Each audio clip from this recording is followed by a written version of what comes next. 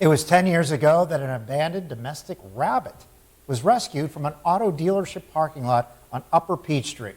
That one rescue led to Erie currently having the largest rabbit shelter on the entire East Coast. Entire East Coast. It is an amazing story about community support. Tonight, our John Last tells us about it in this edition of The Last Word.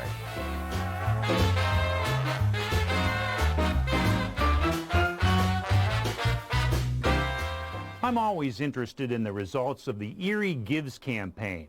That's the one day in August when members of the public are asked to donate to their favorite local charities. And I'm fascinated with one particular organization that always gets a lot of support. It's EARS, the Erie Area Rabbit Society and Rescue. Its headquarters is located inside this bright pink building on West 38th Street in Mill Creek. Once again, the Rabbit Rescue Organization landed near the top of the Erie Gives donation list, collecting over $123,000 this year. How do you manage that? I honestly don't know, but I'm thankful for it. We definitely need the help, and I think it's fantastic. It's just amazing, honestly.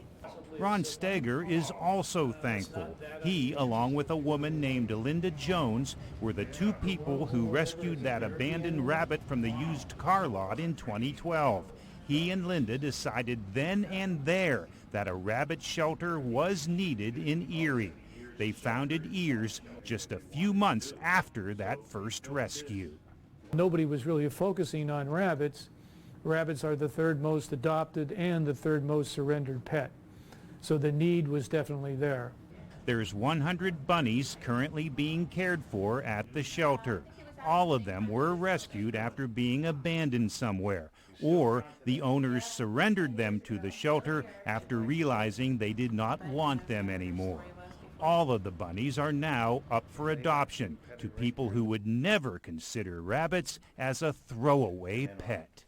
And I've never forget the fellow that came in one day. He wanted to adopt a bunny because he said, well, I'm going to get a bunny, and then if my kids take care of the bunny, I'll get them a real pet. That didn't go over real well with me. So they've already had hard lives. That's why we screen to make sure they don't need to be rescued again.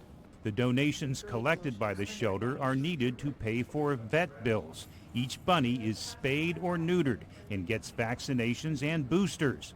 And talk about support, the shelter has 70 volunteers to help clean and to feed and water the rabbits. I hate to see them go, but I love them to get homes. That's the whole point.